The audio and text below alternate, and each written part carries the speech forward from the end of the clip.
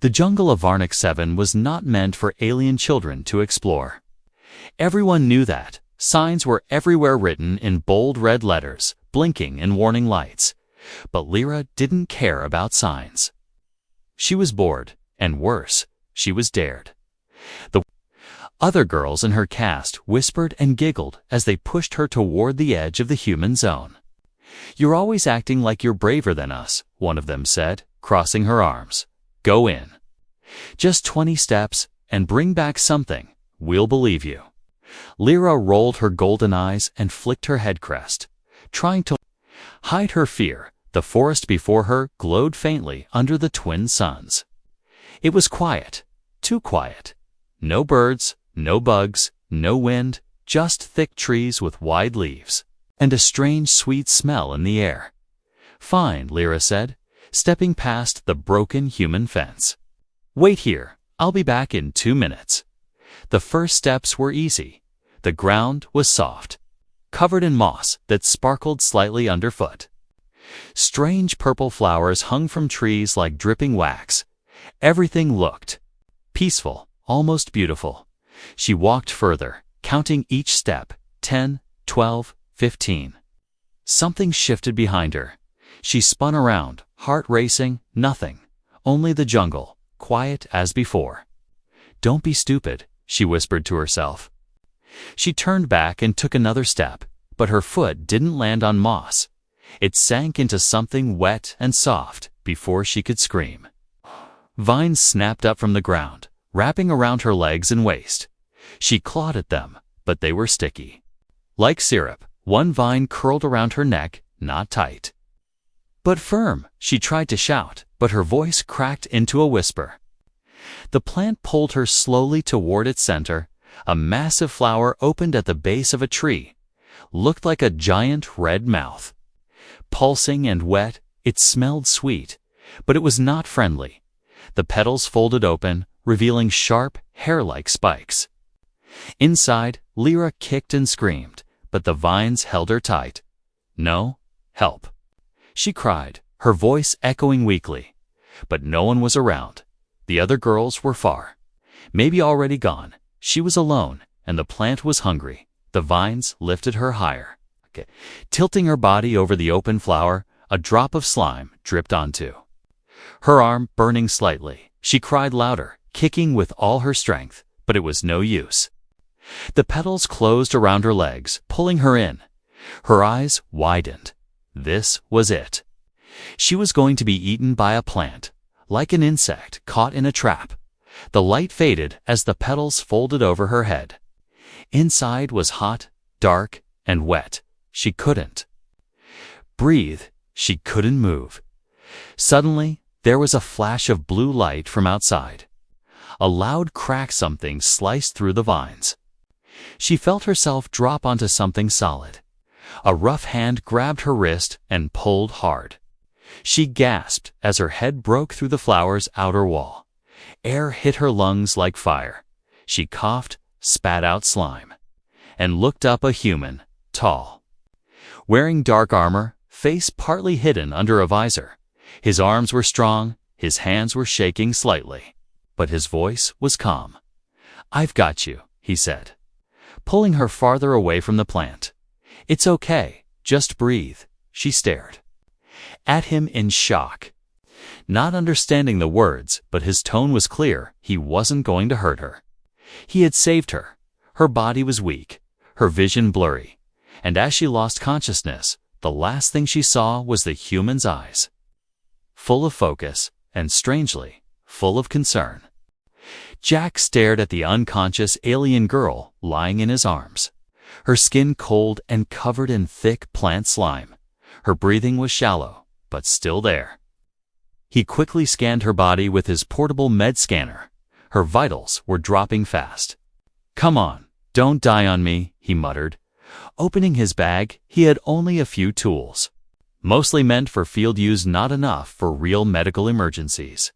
He wiped her face with a cloth, clearing the sticky goo from her mouth and nose. Her purple hair clung to her cheeks, wet and tangled. She looked so young, maybe not even past Her people's version of teenage years, she must have been scared out of her mind. He pulled out a thermal blanket and wrapped it around her, then sprayed a mild stimulant on her neck. Nothing. He leaned closer, speaking softly. "Hey, you with me? Can you hear me? Blink if you can." Her eyelids twitched, just a little. Then, with a sudden gasp, she coughed hard, spitting more plant slime onto the mossy ground. Her body jerked like someone drowning. Trying to find air again, she opened. Her eyes, wide and wild, filled with fear and confusion. When she saw his face above hers, she froze, then screamed and tried to crawl backward.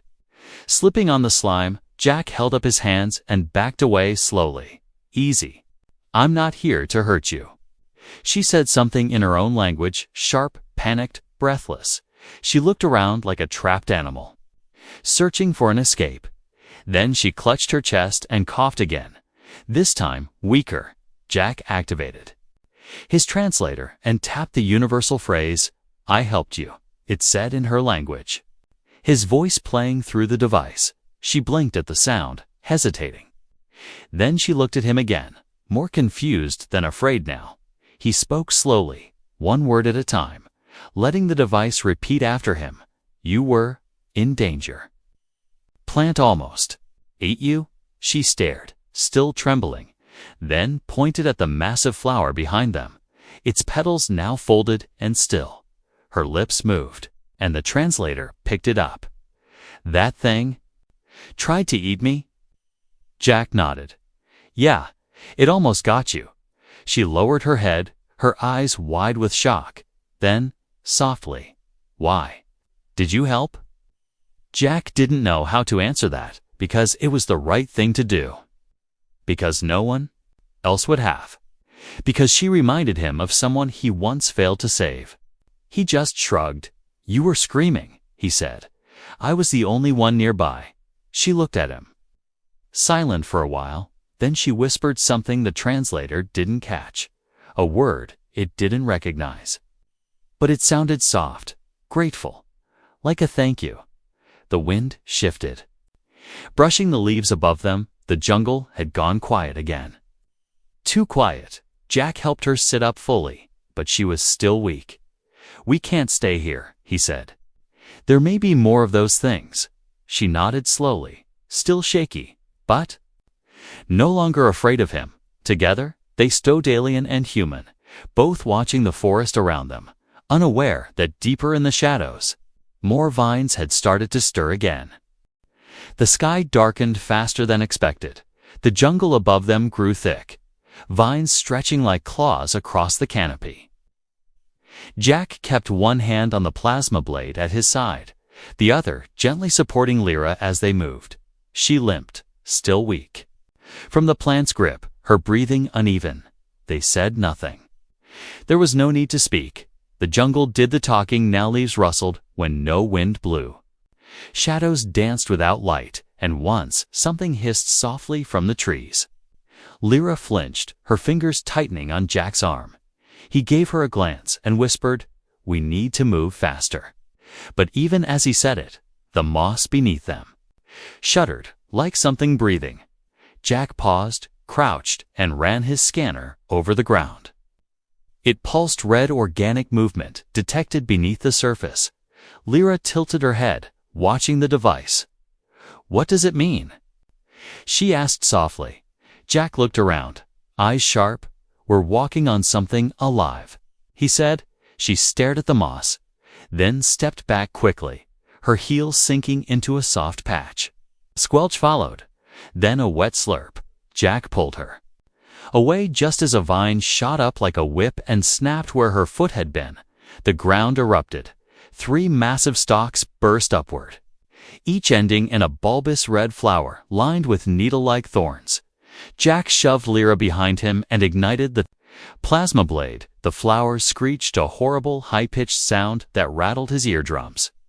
One lunged forward, its petals stretching open, ready to grab. He swung, slicing through the stalk. Green acid splattered across his armor, sizzling. The other 2 didn't retreat, they circled, Smarter than he expected, behind him, Lyra was whispering something over and over. He turned to her quickly. "What are you saying?" She held out her hands, glowing slightly, her skin shifting color around her fingertips. "My caste was trained to calm plant life," she said, "but I've never tried it." On something like this, the ground trembled again. More vines, rising from below, slithering toward her like snakes. She stepped forward, palms raised, her voice low and steady. Jack hesitated, then dropped to one knee, keeping his blade at the ready in case things went bad. The jungle seemed to pause. The vines twitched, unsure, then one of them stopped, curling slightly toward Lyra's hand. Jack couldn't believe what he was seeing. It was like the plant was listening to her, but it didn't last. A sudden roar shook the trees deeper, louder. Not a plant. Something else, from the shadows. A massive figure slithered forward, not one flower, but a collection of them growing from a central creature that dragged itself across the ground like a crawling mountain.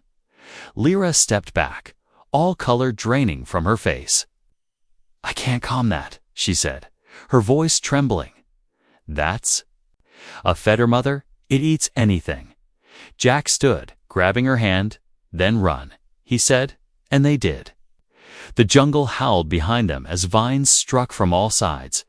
Jack cut left, slashing a path with his blade, while Lyra ducked and twisted. Following his lead, one vine caught her ankle. She screamed, falling hard. Jack turned back without thinking. His blade flashing, he grabbed her, pulled her to her feet, and didn't stop. The fetter mother shrieked behind them, but the two of them disappeared into the dense trees, running toward anything that wasn't green. Their escape had just begun, and the jungle was far from done hunting them. Jack slammed the old hatch shut just as a thorned vine scraped across the metal door. It screeched like claws on steel. Then slowly pulled back into the shadows. His chest rose and fell with every breath, soaked in sweat, armor scratched, blade still glowing faintly. Lyra collapsed against the cold wall of the shelter. Barely able to breathe, her legs trembled, her body slick with plant sap and cuts. But she was alive, and so was he. The shelter around them was tiny, made of rusted human alloys and wrapped in climbing moss. It was one of the old field pods left behind by the first human explorers. A miracle it still worked. Jack scanned the interior quickly, checking the power core, the ventilation, and the med kit. The lights flickered, but stayed on, safe for now. Lyra sat on the floor, arms around her knees, her long hair hiding her face. Jack crouched beside her, opening a ration pack and handing her the smaller half. She took it silently, eyes wide and distant. He didn't ask if she was okay, because she wasn't. No one gets dragged halfway into a killer flower and walks it off. After a long silence, she spoke, her voice small. "You should have run." Jack looked at her, frowning. "You mean leave you behind?" She nodded slowly. "That thing almost killed you too." Jack leaned back against the wall, resting his head with a tired laugh. "Yeah. But then I wouldn't get to hear you say that." Her eyes narrowed, confused. "Say what?" "That someone cared enough to tell me I should have run." For a moment, the cold between them faded. She looked at him again. Really looked. His face was rough, his armor dented, and there was dried blood on his jaw. But his eyes were steady, kind, nothing like what she was taught humans would be. She whispered, "You're not like the others." Jack raised an eyebrow. "You've met others like me?" She shook her head. "No, but we hear stories. Let me guess." He said with a smirk, cold, cruel, and only care about themselves. She nodded. Jack shrugged. "Some of those stories might be true," he admitted, "but I don't. Like people dying in front of me." Lyra stared at the heat lamp flickering above them, the only source of warmth in the shelter. "I thought I was going to die in that thing," she whispered. He didn't say anything, just sat beside her. Close, but not too close. She turned slightly, her shoulder brushing against his. "I was so stupid," she said. "I went in there just to prove I was brave." "You were brave," Jack replied. "Bravery isn't not being scared. It's being scared and going anyway."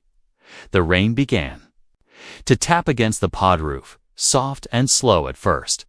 Lyra leaned her head against the wall, eyes fluttering closed. "Can we stay here for the night?" Jack glanced at the scanner, then nodded. "I locked the hatch. And this pod's still shielded. We'll be safe for a little while." She curled into the blanket he had wrapped around her earlier, her voice barely above a whisper. "I don't hate humans anymore." Jack smiled faintly, turning his gaze to the door. "Good," he said. "I'd hate to risk my life for someone who does." The jungle outside was alive, crawling and moving under the rain, but inside the shelter, it was quiet, and for the first time since she stepped into that forest, Lyra felt warm. The shelter door creaked, not from movement, but from pressure. Something heavy was leaning on the outside, pushing just enough to bend the frame. Jack stood still, one hand on his blade, the other pressing against the lock panel. The scanner blinked red. Something large was out there, larger than anything they'd seen so far. It was just past dawn, but the jungle hadn't quieted like it should have. Lyra was already awake, her ears twitching at the low rumble in the distance. She looked at Jack and whispered, "Is it back?" He didn't answer right away. Instead, he checked the tiny pod window, wiping the fog from it with his sleeve. Nothing, just mist, vines, and the thick green shadows moving in unnatural ways. Then something touched the glass lightly, like a fingertip, except it wasn't a hand. It was a vine, thin, with small teeth growing along its edge. Jack stepped back. "It knows where we are."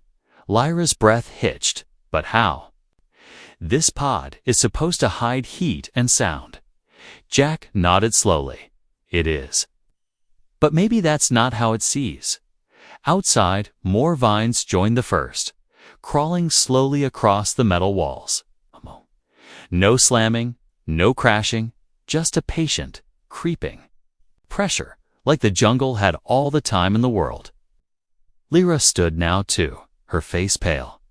"This isn't just a predator," she whispered. "It's watching." Jack narrowed his eyes, thinking fast. "If it wants us, it's going to wait until we open the door," which we're not doing, Lyra added quickly. But something else had already gone wrong. The ventilation unit above them made a strange hissing sound. Jack climbed up to inspect it, then cursed under his breath. Tiny vines were coming through the filter, cutting through the seal. He jumped down, grabbed his plasma torch, and started welding the opening shut. Lyra ran to the emergency panel, checking how long the pod could last with no airflow. Her face twisted. "We have maybe 6 hours before the air gets too thin." Outside, a groan echoed through the trees, low and deep, the same sound the Fettermother made. Jack looked at Lyra. "We're not staying here, but the door.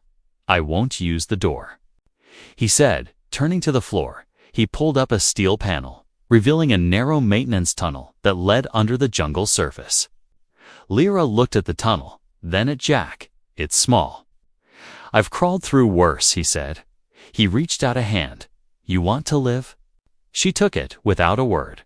One after another, they slid into the dark tunnel, sealing the panel behind them. The light on Jack's wrist flickered to life, showing the tight metal walls around them.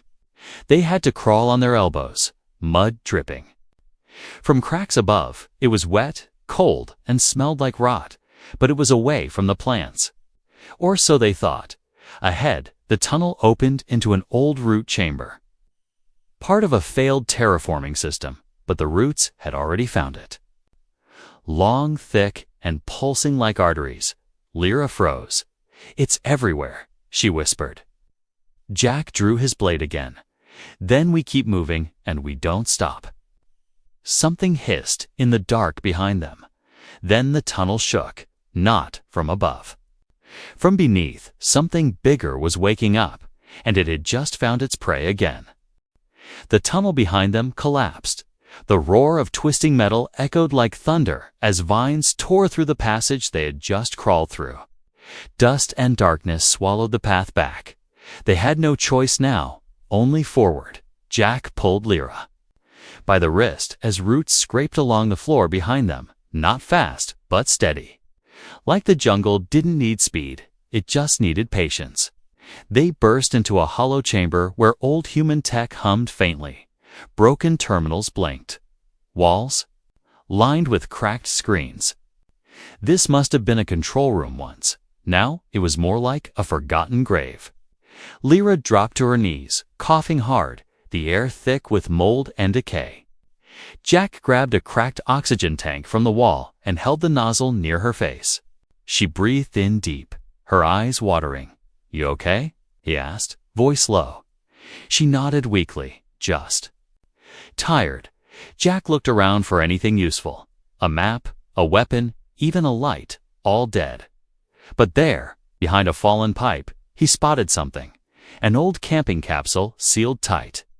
Untouched, he opened it, and inside was a blanket, a heating pad, and a small energy pod still blinking green.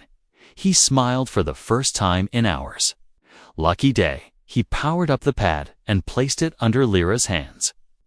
Warmth spread slowly through her fingers. She closed her eyes, lips trembling from the cold leaving her body. "Why do you keep helping me?" she asked softly. Jack sat beside her, not answering right away. Instead, he leaned back against the wall, eyes on the faintly glowing roots beyond the chamber. "Because I know what it feels like to be left behind," he said. "That's not a feeling I ever want to give someone else." She stared at him, her face unreadable, then whispered, "I never trusted humans." Jack looked at her sideways. "I don't blame you."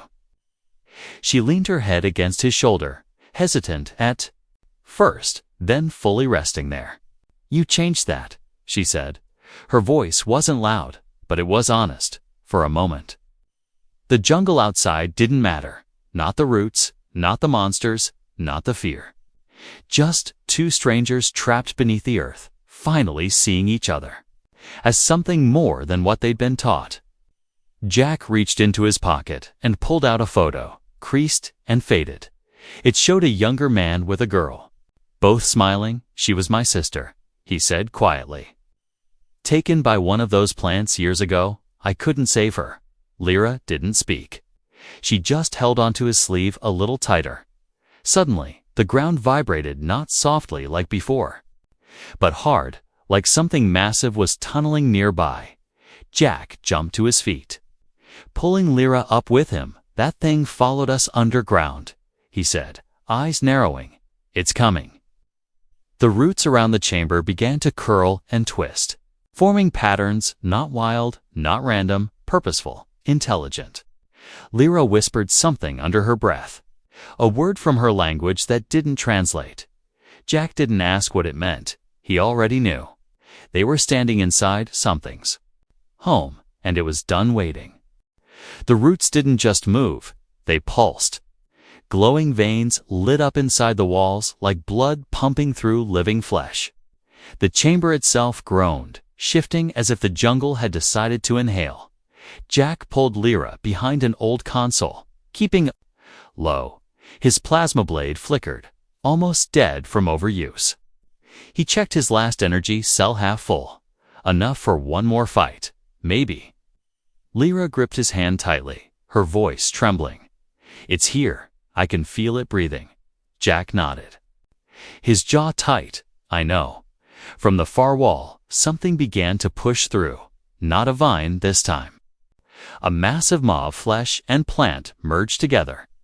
Like a flower and a beast had fused into one, its petals peeled open slowly, revealing hundreds of needle-thin teeth and a glistening center that pulsed like a heart. It didn't roar. It simply advanced, slow and certain. It knew they had nowhere left to go.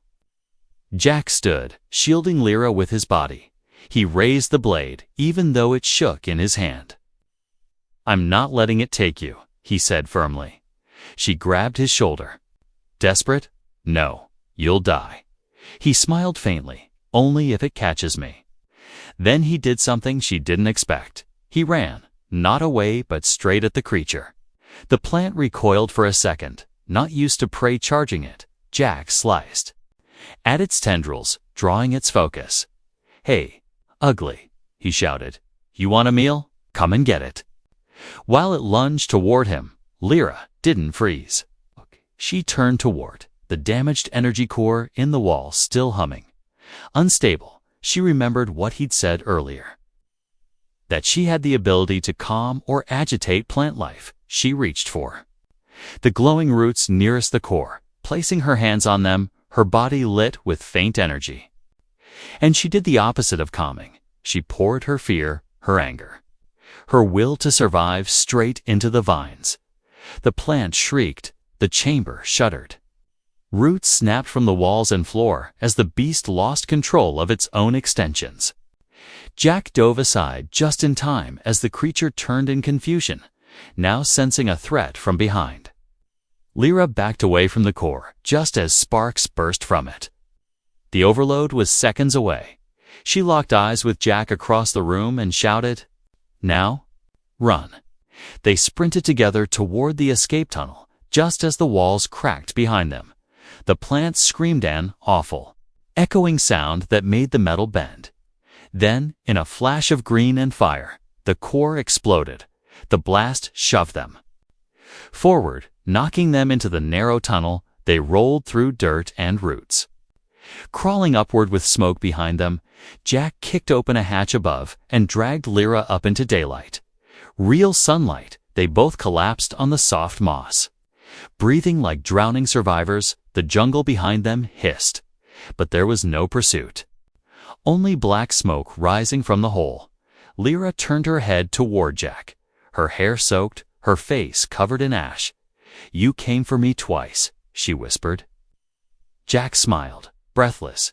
"You keep getting into trouble."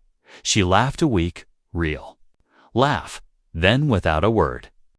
She reached over and took his hand, and he didn't pull away.